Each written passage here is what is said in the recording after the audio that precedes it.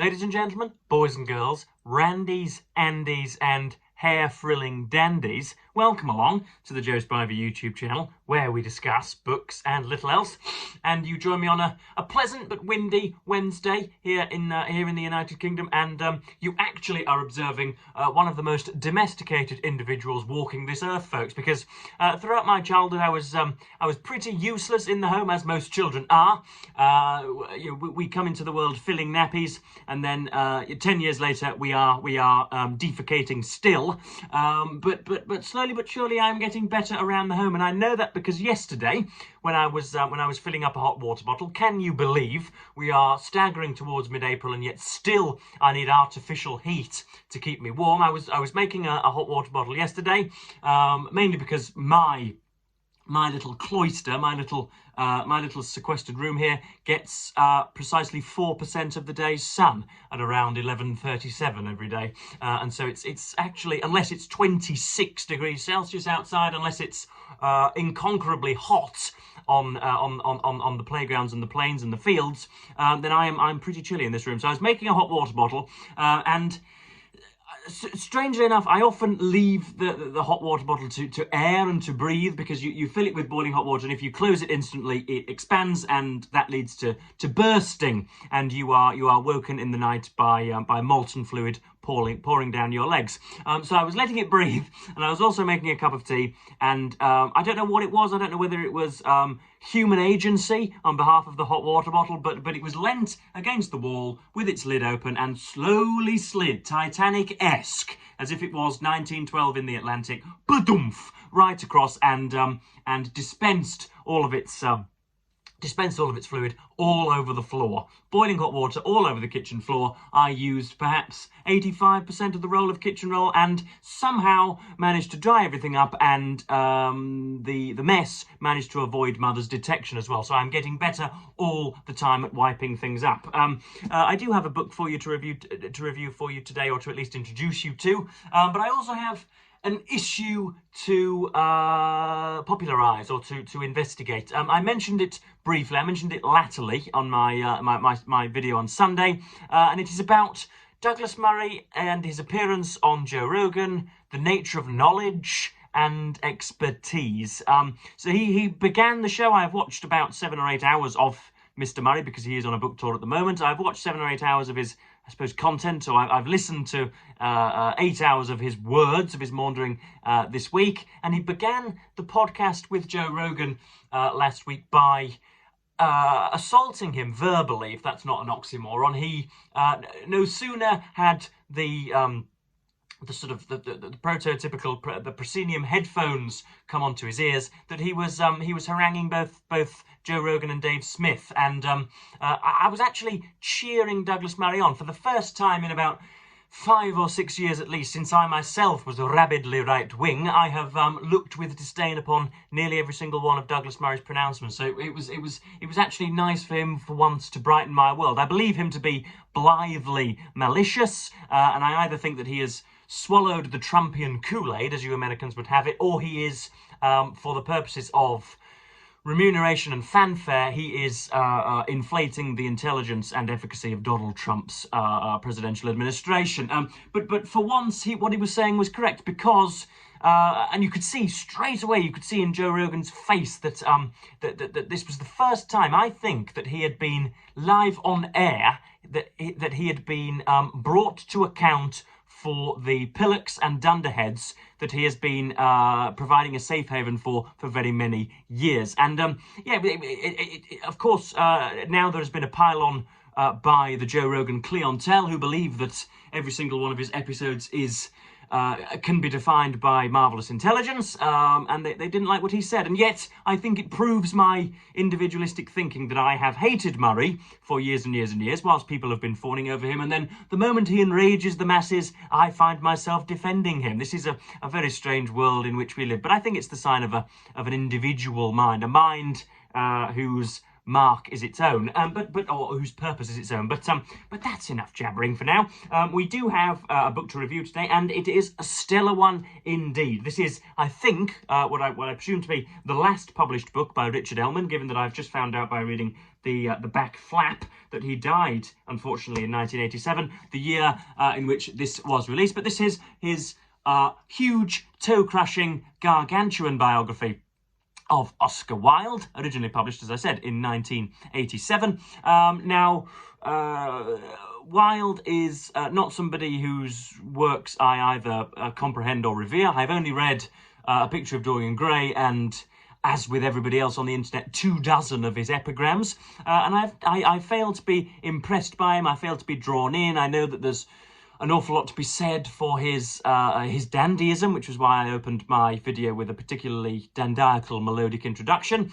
I know that there's a lot to be said for him, and I know that his I think anyway that his bark is rather harsher than his bite, and I think as Ellmann proves, inadvertently, I don't think Richard Ellmann meant to do this, but he proves throughout here that Wilde was more style than substance and more personality than objective artistic merit. But that's a little bit granular and fine just for now. But we might as well go through the bullet points of the life. Wilde, born in Ireland, but soon shed at least the tonal Irish roots. He soon got as beautiful an English accent as my own, or indeed Rory Stewart's or Jacob Rees-Mogg's, and goes through university, goes through Trinity College Dublin, and then to, I think, Magdalen College Oxford, though I'm open to being disproved there, to be being shown wrong. But he comes from a particularly prominent family. His mother is somebody who writes poetry and reviews books and communicates with men of letters and can be relied upon for decent letter writing herself. And there is a small sister, I think by the name of Isolea, who sadly perishes at a very young age. And then there is William Wilde, who is a sort of guileless, chinless somnomaniac, somebody who there's one for you playing Joe Spiver Verbal Bingo. Somniac is worth what is it? Should we call him a somnophile? I think we may do. Somebody who loves sleep, somebody very, very lazy, somebody slowthick, and altogether useless. But Wilde is the pick of the bunch. We learn that after a while. He has a penchant for Latin, or not for. He is strong at Latin, but doesn't appreciate it. He prefers his Greek, and is actually not as diligent and as superb a student as I would imagine him to be. He was very, very lazy and crammed the night before examinations quite often, and in his viva voce, as I think they're called, or viva voce, I'm not sure, in his spoken verbal examinations, he was often going on, much beyond the remit of even his staunch examiners. But then he goes on to Magdalen College, Oxford, and there, I think, begins to confect and construct a personality. In other words, I don't want to psychoanalyze, because that study is without grounding at all, but I think he could have done with a few more hugs as a child, even though he was, rather limp-wristed and rather, as the phrase goes, dandiacal and rather sensuous. I think that may have been a bulwark against trepidation and terror at the harsh world. I'm not sure, but that is my small and indefensible conclusion. But yeah, I've got very many sections to read out here. I didn't know of him to be such a religiously contemplative person. He agonized year on year about paganism and Catholicism. He vacillated between Church of England Protestantism and Irish Catholicism, or the pagan nature of Greece and the Catholic nature of Rome, and never quite knows which side to be on. He finds, I think, like we all do, solace in some of the scriptures, but cannot give himself intellectually wholeheartedly over to it.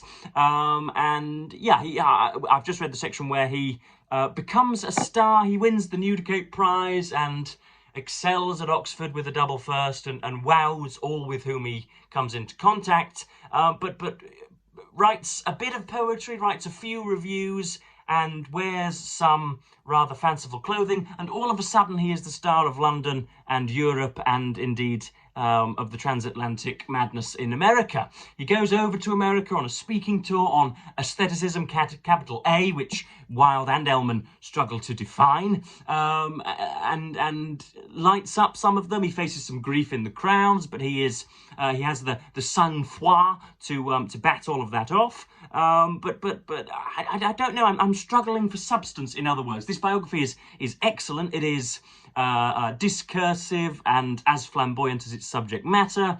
It is percipient and perspicacious, very, very knowing, but it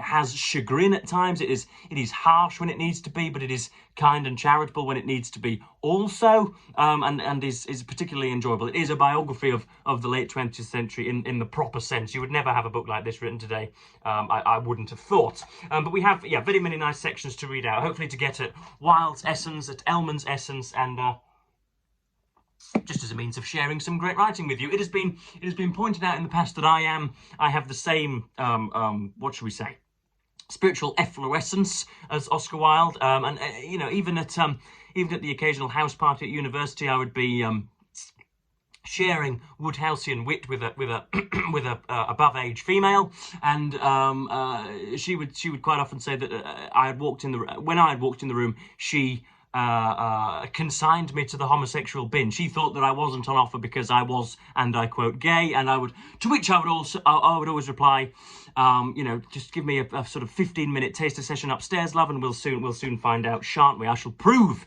my stout heterosexuality. But I know, in other words, what it's like to have people judge you for turtlenecks and for centre partings and for sort of strange spiritual language.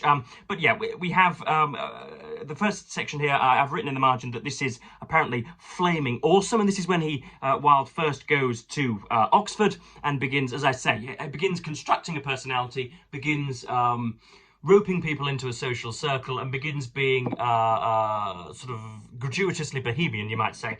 His fellow students constituted a scene more varied and complex than Trinity's. They had larger expectations, more confidence, and more money. Most of them were younger than he was, a new experience for someone used to being youngest in his class.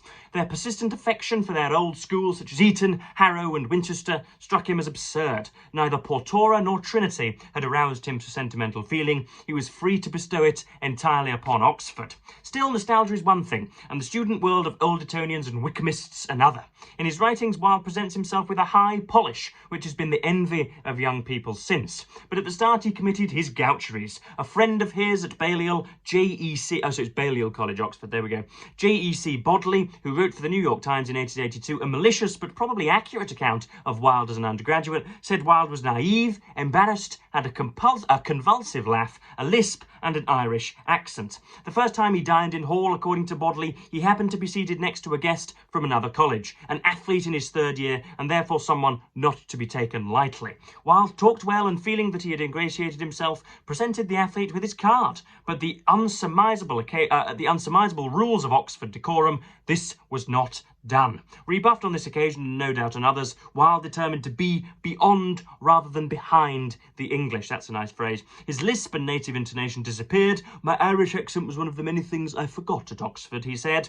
And the actor Seymour Hicks, among other witnesses, vouched that no trace of it was audible. In the course of remaking his speech, Wilde adopted that stately and distinct English which astonished its hearers. Max Beerbohm said that Wilde's was a mezzo voice, uttering itself in leisurely fashion with every variety of tone. Wilde's perfect sentences seemed to Yeats to have been written overnight with labour, and yet all spontaneous. In a poem, Ava Imperatrix, he would speak of our English land as though he had been born east of the Irish Sea. He developed a great appetite for formal wear and told a friend, if I were all alone, marooned on a desert island, and had my things with me, I should dress for dinner every evening. But by day he put aside his Dublin clothing and became sportier than his friends, as Bodley says, by donning tweed jackets with even larger checks than theirs, bird's-eye blue neckties, tall collars, curly-brimmed hats balanced on one ear. His thick brown hair was cut acceptably short at Spear's barbershop in the High. This was only the first phase of his sartorial revolution. It would be succeeded a couple of years later by a more bizarre dandyism. Now that's an example of Ellmann's long paragraphs, these immensely long sections covering one particular topic, which of course I devour gleefully in an age of brevity and shortness in writing. It's nice to have somebody go on and on and on. This is just another brief section talking about Wilde's eccentric essence, what it would have been like to walk into one of his rooms and some of his habits. It's only a short one. As in Merrion Square, which is the childhood home, as in Merrion Square, musical entertainment was often provided. The college organist, Walter Parrott, sat at Wilde's piano and accompanied the singer Walter Smith-Dorrien. Atkinson says that Wilde made his servant, at Oxford called a scout, wear felt slippers because a creak caused him agony, and extract corks in the bedroom for fear that guests might hear the plebeian pop. Now, what a phrase the plebeian pop is. Next up we have, as I mentioned earlier, the vacillation between Catholicism and agnosticism and atheism and paganism or Protestantism, and attempts by particular individuals prominent in the Catholic Church to win him over for whatever purpose. And this is Wilde visiting such a person. The month after he was confined to his bed, April 1878, he went to speak confidentially to the fashionable priest of the day, the Reverend Sebastian Bowden, at the Brompton Oratory in London. Bowden was known for his conversions among the well-to-do. What was said can be divined from the letter Bowden wrote Wilde afterwards. "My dear Wilde, whatever your first purpose may have been in your visit yesterday, there is no doubt that as a fact you did freely and entirely lay open to me your life's history and your soul's state, and it was God's grace which made you do so. You would not have spoken of your aimlessness and misery or of your temporal misfortune to a priest in a first interview unless you hoped that I should have some remedy to suggest, and that not of man's making. Be true to yourself then. It was no power of influence of mine, which is nonsense to speak of, but the voice of your own conscience, urging you to make a new start and escape from your present unhappy self, which provoked your confession. Let me then repeat to you as solemnly as I can what I said yesterday. You have, like everyone else, an evil nature, don't we all? You have, like everyone else, an evil nature, and this, in your case, has become more corrupt by bad influences, mental and moral, and by positive sin. Hence you speak as a dreamer and sceptic, with no faith in anything and no purpose in life." And I really could go on, but we must get to later sections of Wilde's life. Next up, we have when he writes his first poems. There's one called the Humanitadas or something. The first book of poems is, I think, quite derivative, and some would even argue appropriative. It is thievery, stylistic, poetical thievery of the utmost kind. Very imitative. He imitates others, as we will see, and when it's submitted to some of the university libraries after he has graduated, when it's submitted to some of the university libraries, there's a picture of him on the back there, sort of shrouded in his clothes, in his finery. When it's submitted to some of those university libraries, they do not want it, and this is some of the reasonings given. When the acquisition was announced, Oliver Elton, later a historian of English literature, rose to denounce it. With the assistance of Henry Newbolt, he compiled a list of supposed borrowings from other poets. His speech was received, as Newbolt recalled, with attention at first, and finally with great cheers and hisses. Now listen to this criticism that was written down, and how much, just recall how much we wish this was in, this type of writing was in the TLS or the New Review of Books. It is not that these poems are thin, and they are thin. It is not that they are immoral, and they are immoral. It is not that they are this or that, and they are all this and all that. It is that they are, for the most part, not by their putative father at all, but by a number of better known and more deservedly reputed authors. They are, in fact, by William Shakespeare, by Philip Sidney, by John Donne, by Lord Byron, by William Morris, by Algernon Swinburne, and by 60 more, whose works have furnished the list of passages which I hold in my hand at this moment. The Union Library already contains better and fuller editions of these poets. The volume which we are offered is theirs, not Mr. Wilde's, and I move that it not be accepted. How spectacular is that? That's an undergraduate as well, somebody whose critical biceps will only enlargen with age and practice. But next up we have, I thought for you American viewers, again my demographers tell me that you all hail from those those royal bashing states of America. When Wilde is touring, he gives, or at least Ellmann gives, an itinerary of Wilde's speaking arrangements in the destinations. Now, I want to know, I'm not going to read them all out because there are hundreds, but just playing around with my troublesome bookmark there. But I want to know if any of them are still open, whether you've visited any of them, whether any of them, for those of you who are 50 or over, lurk in your remembrance. So we have the Horticultural Hall, Philadelphia. We have Lincoln Hall, Washington, D.C. We have the Academy of Music in Buffalo. We have the Brooklyn Academy of Music. We have the Masonic Temple in Louisville, the Opera House in Cincinnati, the Mercantile Library Hall in St. Louis, Aurora, Illinois, Bloomington, Illinois, Chicago Central Music Hall, the Academy of Music in Sioux City, Iowa, San Jose, California. So sometimes it doesn't give the halls, sometimes it does. Mozart Hall, Stockton, Opera House, Denver, Coates Opera House, Kansas City, Missouri, Des Moines, Iowa, Dayton, Ohio. That's presumably where our cartoon hedgehog Christopher Russell resides and weekly listens to his operatic imbalance. Comstock Opera House, Columbus, Ohio, Lee Avenue Baptist Church, Williamsburg, Virginia. Globe Theatre, Boston, that's one where the Falstaffian Steve will attend. Spanish Fort, Louisiana. Opera House, Vicksburg. Long Beach Hotel, Long Beach. Gould Hall, Ballston Spa. Hotel Catskill in Catskill Mountains. Mountain House, Cornwall. Tremper House, Catskills. Palisades, Mountain House, Spring Lake. Coleman House, Ashbury Park. And Hotel Stockton, Cape May. So if any of you did recognise those, then feel free to shout out in the comments, or at least I hope that it was nice to have your hometown, or at least maybe one of your favourite venues immortalised on the Joe Spiver YouTube channel. But we have one more section to read, and that is a negative one, actually. I've written down here, it's a shame to notice here for the first time Ellmann taken critical captive by his subject matter, semicolon, writing in the floppy and untethered fashion Wilde so often adopted. So we're looking at Ellmann's opinions of Wilde's tour. He thinks that it's a general success. He is pillaged in the press, Mr. Wilde, for all sorts of things, for all sorts of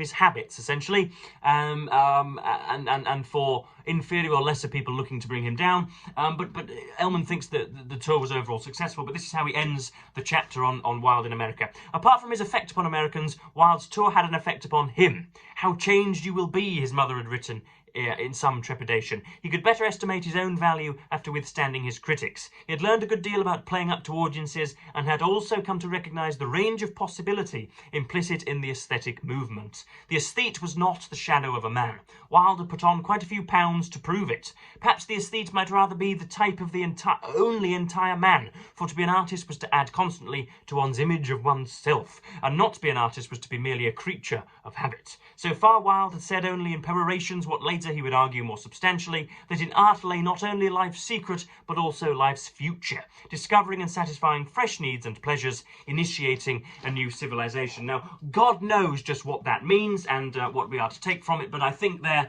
Ellmann is doing a poor man's imitation of Wilde, the elaborate aesthete. But there we are. That's the first third / the first half-ish. You bear in mind the book finishes about here because there is an excessive amount of notes and bibliography here. But yeah, we're 200 pages into a 550 book, and I'm enjoying it. I'm loving every hour. And for the most part, as I say, Ellmann is he's not cynical. He is true to the cause and lights the page up, sparkles the page with some of his shrewd judgment. So I would heartily recommend it if indeed you've got it. Of course, you will probably need somebody who is practitioner of a gym regime to carry it home because it's very, very heavy. But if you do find a lighter paperback copy, then all the power to you. But I am going to say goodbye because I have very many things to do in this windy, wispy world of ours. I have very many things to do, and I'm struggling to come up extemporaneously with sentences yet again. So I think this betokens my decline, does it not?